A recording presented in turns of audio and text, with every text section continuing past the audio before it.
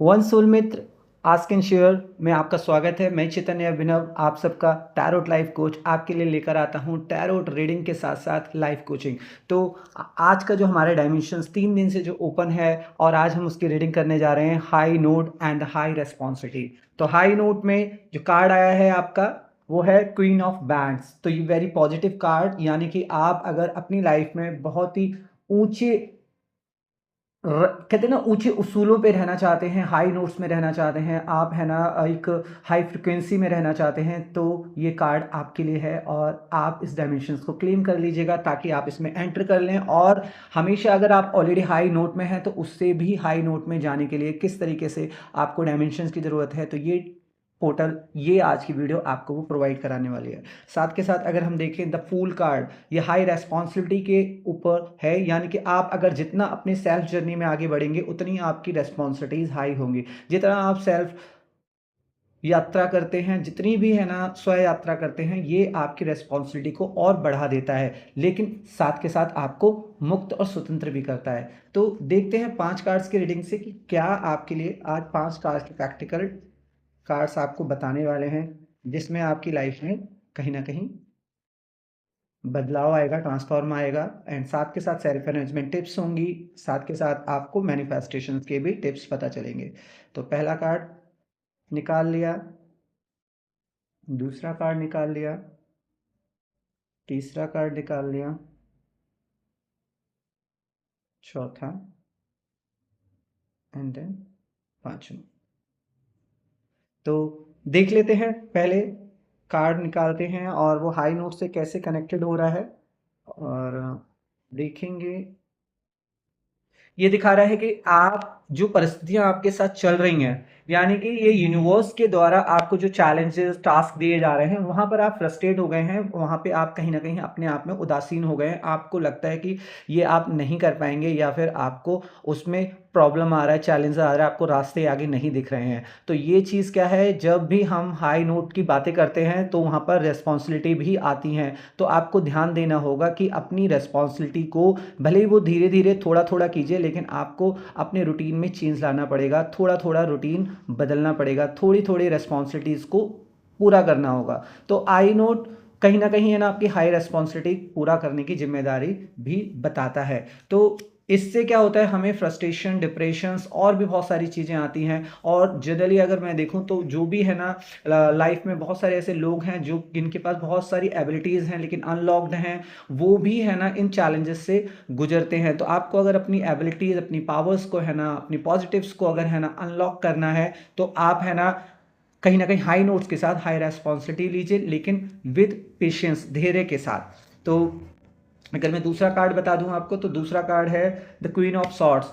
कभी कभी आप, है ना, चैलेंजेस को, है ना, जिस तरीके से लेना चाहिए उस तरीके से आप उनको नहीं देखते हैं, खास तौर से ये फीमेल्स के लिए है और स्पेशली फॉर फीमेल्स। लेकिन मेल्स भी अगर, है ना, वो कोई भी रेस्पॉन्सिबिलिटी ले रहे हैं या फिर फीमेल्स कोई भी रेस्पॉन्सिबिलिटी ले रही हैं, तो वो उनके अंदर कभी कभी चीज़ों को देखने की परख जो है, कभी कभी डाउट्स आ जाता है तो वो उसको निगेटिव पैटर्न में देखने लगते हैं। जब निगेटिव पैटर्न में देखते हैं तो जो हमारे अंदर की जो एबिलिटीज़ हैं, स्ट्रेंथ है, वो पूरी तरीके से ओपन अप नहीं हो पाती हैं या फिर पूरी तरीके से चीज़ों को नहीं समझ पाती हैं। तो जब भी आप अपनी हाई नोट रखते हैं, तो हाई नोट जब आपके पास आ रही हैं, जब आप इस डायमेंशंस में एंटर कर रहे हैं, तो साथ के साथ अपनी रेस्पॉन्सिबिलिटी की भी जिम्मेदारी लेना, यानी कि हर रेस्पॉन्सिबिलिटी की जिम्मेदारी अपने ऊपर लेना, अपनी गलतियों की जिम्मेदारी अपने ऊपर लेना, ये भी आपके लिए कहीं ना कहीं जरूरी हो जाता है।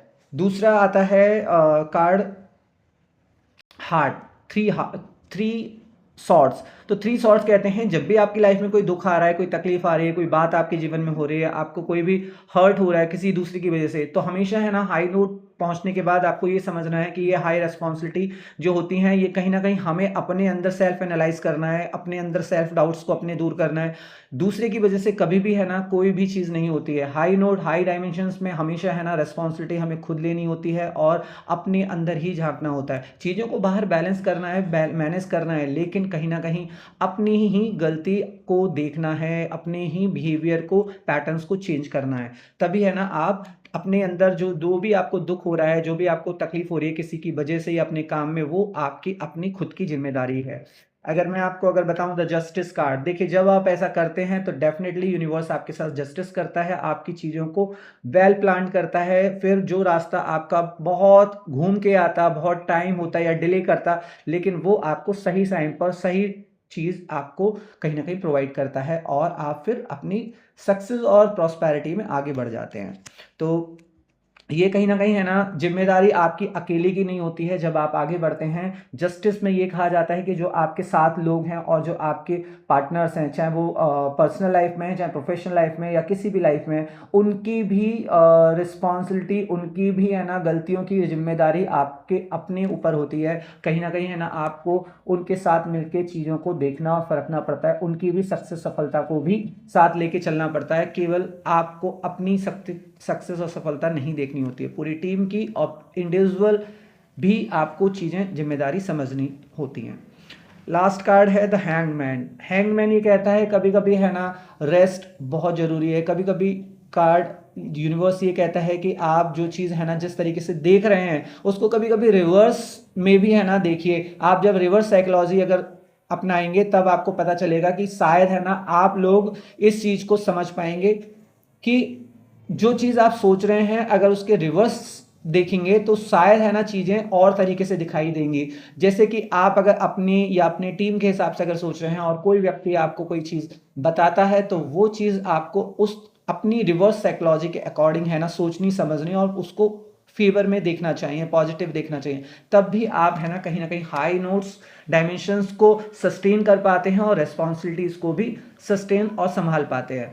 तो ये हमारे कार्ड्स आज के रहे। अगर मैं ओवरऑल इनकी ब्लेसिंग्स देखूं, इनकी डायमेंशंस देखूं, तो ये बहुत ही सुंदर पैटर्न है ना तैयार हो रहा है। और अगर मैं बोलूं कि आप है ना जो भी हाई नोट की यात्रा कर रहे हैं उसके लिए आपको सेल्फ जर्नी अवश्य है, जरूरी है। आप अपने ही अंदर अपने ही डायमेंशंस को अनफोल्ड कीजिए और अपने जीवन में बार बार है ना चीज़ों को देखिए, पैटर्न्स को समझिए और कहीं ना कहीं आप सफलता जरूर पाएंगे। यूनिवर्स आपको अलग अलग जगह पे अलग अलग तरीके से साइंस देके आपकी हाई नोट डायमेंशंस को मेंटेन करेगा, आपकी रेस्पॉन्सिबिलिटी को भी मेंटेन करेगा और आप कहीं ना कहीं अंदर से अंतर्मुखी और कहीं ना कहीं रिस्पॉन्सिबल ऑथेंटिक अपने आप को महसूस करेंगे। तो ये कैसा लगा आप मुझे ज़रूर बताइएगा। अगर आप किसी तरह की भी टैरो रीडिंग और अगर लाइफ कोचिंग अगर चाहते हैं तो आप मेरे से कांटेक्ट कर सकते हैं। सेल्फ मैनेजमेंट, सेल्फ मैनिफेस्टेशन और सेल्फ ट्रांसफॉर्मेशन के सेशंस ले सकते हैं। तो चैतन्य का अभी इतना ही। राधे राधे, श्री राधे।